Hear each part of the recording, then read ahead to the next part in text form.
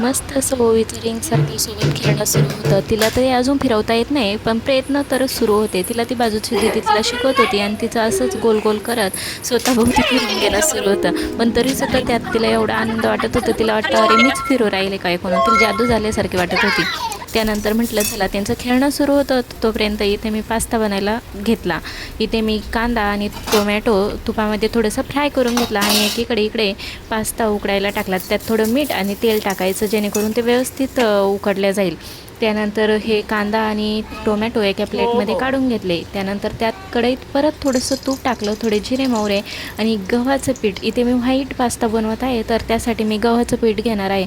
तर गव्हाचं पीठ चमच्याभर गव्हाचं पीठ घेतलं आणि ते त्यात टाकलं.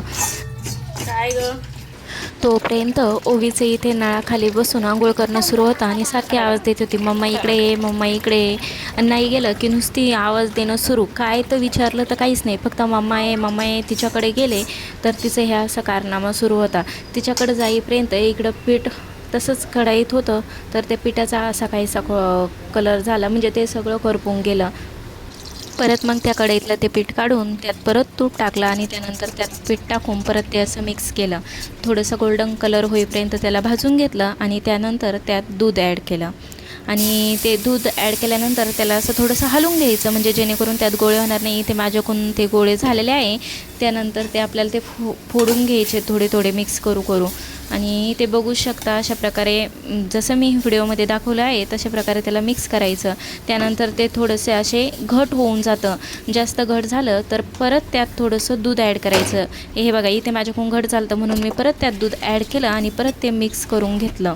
त्यानंतर आपण जे कांदा टोमॅटो ते हे केलेले होते ते परत त्यात टाकायचे आणि ते हलवून घ्यायचं. आणि जे आपण उकळलेले त्यात ऑर्गॅनो टाकायचं. जर तुमचं बाळ तिखट खात असेल तर तुम्ही त्यात चिली फ्लेक्ससुद्धा ॲड करू शकता. त्यानंतर जे उकळलेले पास्ता होता ते त्यात मिक्स करायचे आणि ते झाला व्हाईट पास्ता तयार. बघूनच तोंडाला पाणी आलं ना. खरंच लागायला पण एवढा सुंदर लागतो. मोठ्या माणसासुद्धा आपण ट्राय करू शकता. त्यानंतर थोडीशी कोथिंबीर ॲड केली आणि झाला इथे पास्ता तयार. दुपारी हे असं आमचं काहीच मला नेल पेंट लावणं सुरू होता आणि स्वतःच्या अंगालासुद्धा लावून घेणं चालू होतं.